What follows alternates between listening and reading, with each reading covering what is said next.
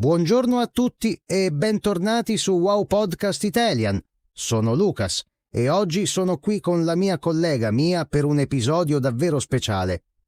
Mia, oggi parliamo di qualcosa che capita a tutti i viaggiatori. Buongiorno cari ascoltatori. Sì, Lucas, oggi parliamo dell'aeroporto e più precisamente di quel momento un po' stressante quando arrivi al banco del check-in. Voi ascoltatori avete mai fatto il check-in in un aeroporto italiano? Scrivetecelo nei commenti. Esatto. Allora, per chi non lo sapesse, il check-in è il momento in cui arrivi in aeroporto, consegni i bagagli e ricevi la carta d'imbarco. In italiano si dice proprio così, la carta d'imbarco. È il documento che ti serve per salire sull'aereo. Giusto!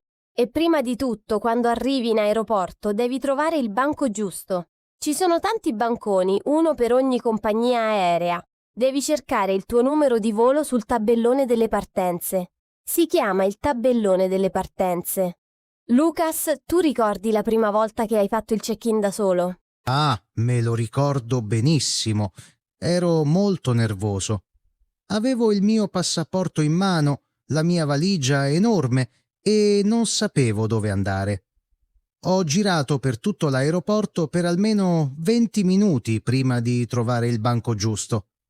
Alla fine ho chiesto a un'addetta alle informazioni. Anche io la prima volta ero persa. Allora, ascoltatori, oggi Lucas e io simuleremo una conversazione tipica al banco del check-in.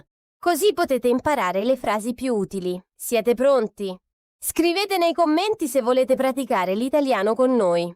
Perfetto. Allora io farò la parte del passeggero e Mia farà la parte dell'addetta al banco del check-in. Iniziamo. Buongiorno, vorrei fare il check-in per il volo per Roma. Buongiorno. Certo, può mostrarmi il suo documento d'identità o il passaporto, per favore. Certo, eccolo. Ecco il mio passaporto. Grazie mille. Ha solo questo bagaglio da imbarcare, signore? Sì, ho solo questa valigia grande. Ho anche uno zaino, ma quello lo tengo con me come bagaglio a mano. Benissimo. La valigia pesa 23 kg, quindi rientra nel limite consentito.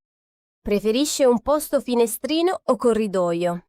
Preferirei un posto finestrino se possibile. Mi piace guardare fuori durante il volo.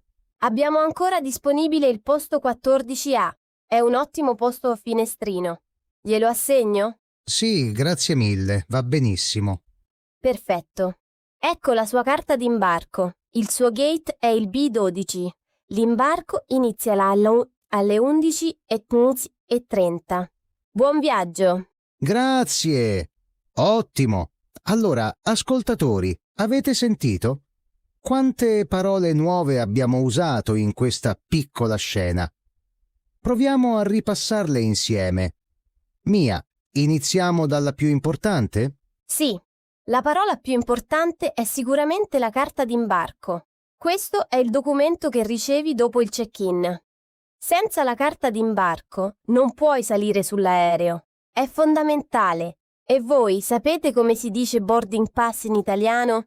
Sì, esatto, carta d'imbarco. Bravissimi! Poi abbiamo usato la parola bagaglio. In italiano la valigia grande che consegni si chiama bagaglio da imbarcare o anche bagaglio in stiva. Invece lo zaino o la borsa piccola che tieni con te si chiama bagaglio a mano. È una distinzione molto importante in aeroporto. Assolutamente.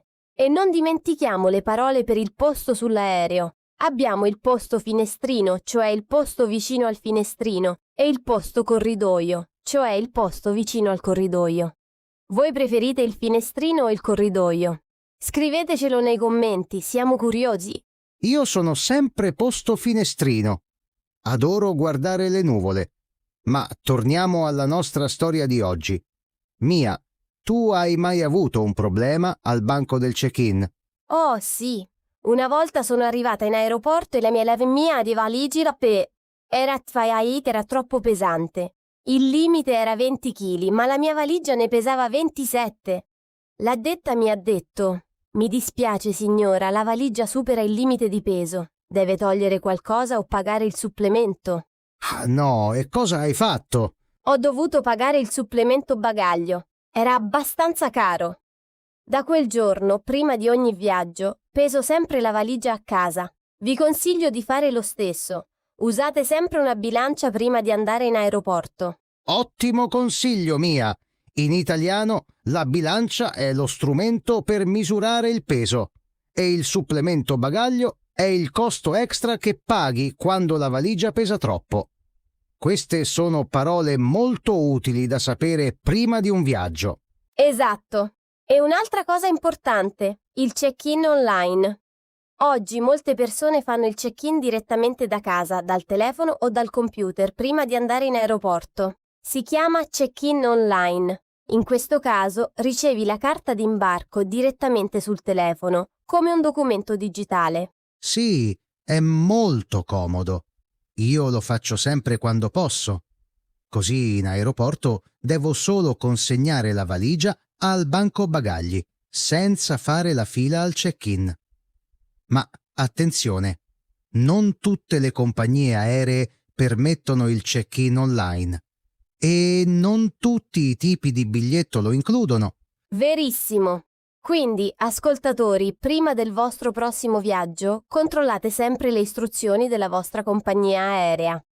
E ora, Lucas, continuiamo con la nostra simulazione. Voglio che gli ascoltatori sentano anche cosa succede quando c'è un piccolo problema. Ottima idea! Allora riprendiamo la scena. Questa volta c'è un problema con il biglietto. Buongiorno, vorrei fare il check-in per il volo AZ204 per Milano. Buongiorno, il documento, per favore. Ecco la mia carta d'identità. Grazie. Signore, mi sembra che ci sia un problema. Il suo nome nel sistema è Lucas Martin, ma sulla carta d'identità leggo Lucas Martinez. C'è una piccola differenza.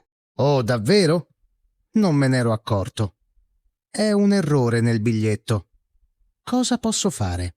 Non si preoccupi, può capitare.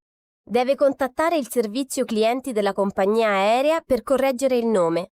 C'è uno sportello proprio qui in aeroporto, al piano di sopra, oppure può chiamare il numero verde. Capisco. E posso perdere il volo per questo errore? Dipende da quanto tempo ha prima della partenza. Il suo volo parte tra 2 ore, quindi ha abbastanza tempo per risolvere. Vada subito allo sportello, non perda tempo. Grazie mille per le informazioni. Dove si trova esattamente lo sportello? Salga le scale, giri a sinistra e lo trova subito dopo il bar. C'è l'insegna della compagnia aerea.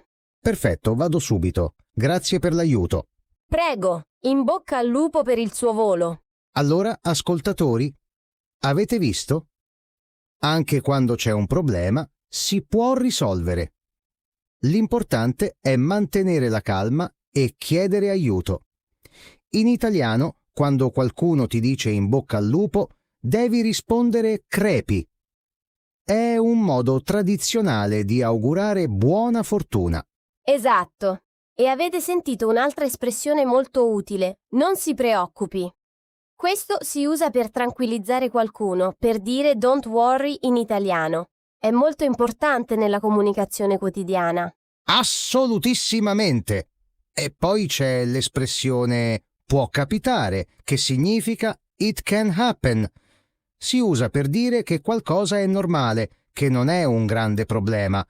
Queste piccole frasi rendono la comunicazione molto più naturale e fluente. Perfetto. Allora, ascoltatori, facciamo un piccolo ripasso di tutto quello che abbiamo imparato oggi. Siete pronti? Provate a rispondere nei commenti. Prima parola. Come si dice boarding pass in italiano? Esatto. Si dice la carta d'imbarco. E come si chiama il documento con tutti i voli in partenza che vedi in aeroporto? Il tabellone delle partenze? Bravissimi se lo ricordate. E qual è la differenza tra bagaglio a mano e bagaglio da imbarcare? Il bagaglio a mano è quello piccolo che tieni con te sull'aereo. Il bagaglio da imbarcare è la valigia grande che consegni e che va nella stiva dell'aereo. Che parola nuova, stiva! È la parte bassa dell'aereo dove mettono le valigie. Ottimo! E se la tua valigia pesa troppo, cosa devi pagare? Il supplemento bagaglio. Bravi! Vedete come si impara l'italiano in modo naturale? Non serve studiare la grammatica a memoria. Basta ascoltare, capire il contesto e ripetere. È questo il metodo Wow Podcast Italian. Esattamente! E ora voglio raccontarvi una storia divertente che mi è capitata in aeroporto l'anno scorso. Ero in partenza per una vacanza in Sardegna con un amico. Arrivammo all'aeroporto con anticipo, molto felici. Facemmo il check-in senza problemi, consegnammo i bagagli, ricevemmo le carte d'imbarco. Oh, sembra tutto perfetto finora. Ma aspetta, ho l'impressione che stai per dire che qualcosa è andato storto. Hai ragione! Arrivammo al gate B7, ci sedemmo e aspettammo. Dopo un po' sentimmo un annuncio. Attenzione, il volo per Cagliari è stato cancellato a causa del maltempo. Vi preghiamo di recarvi al banco assistenza. Oh no, il volo cancellato. È una delle cose più frustranti che può capitare in aeroporto. Avete mai avuto un volo cancellato? Scrivetecelo nei commenti. Come vi siete sentiti? È stato molto stressante. Io e il mio amico corremmo al banco assistenza, dove c'era già una lunga fila di passeggeri arrabbiati. Aspettammo quasi un'ora.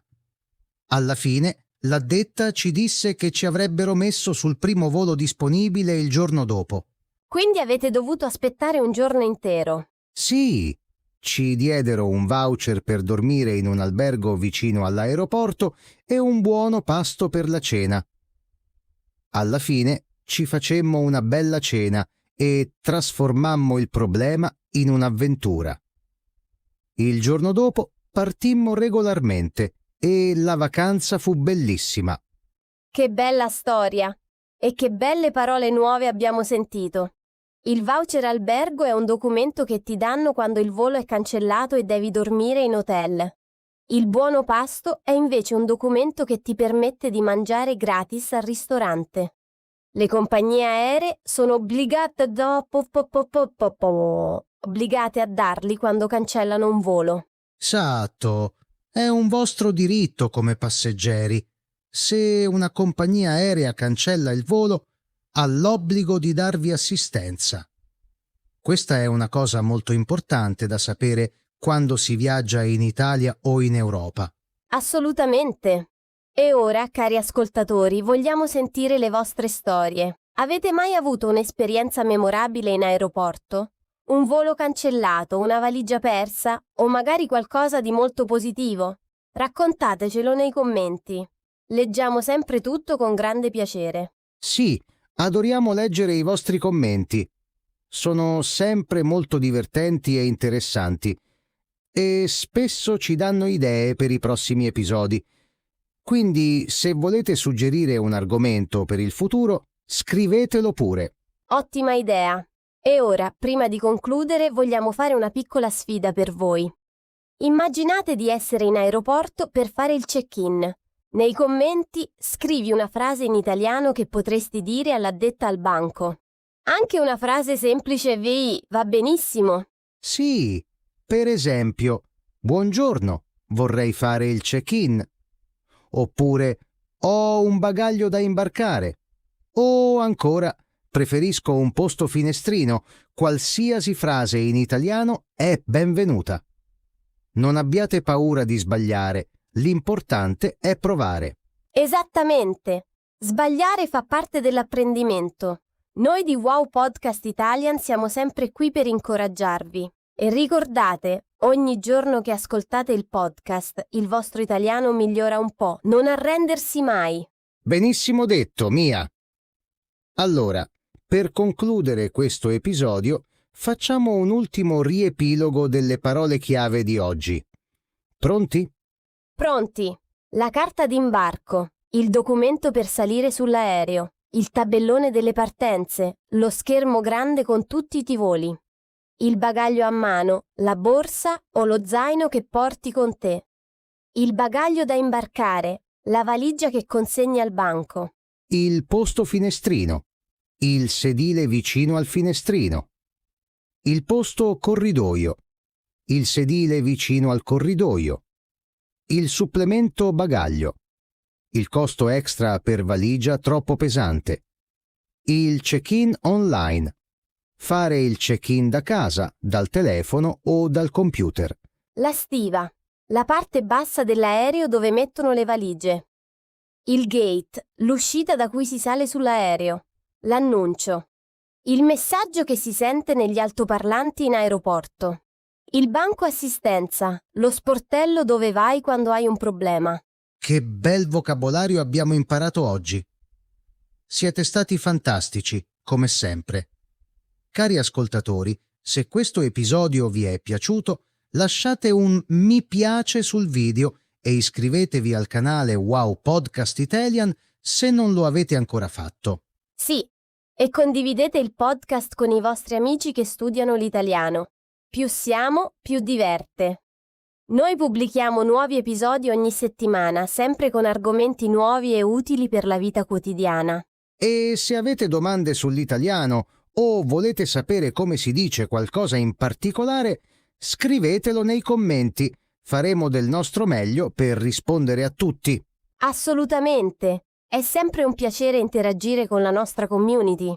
Siete una comunità meravigliosa di studenti di italiano da tutto il mondo. È vero, abbiamo ascoltatori dall'America, dal Brasile, dal Giappone, dalla Germania, dalla Francia. È incredibile come l'italiano unisca persone da tutto il mondo.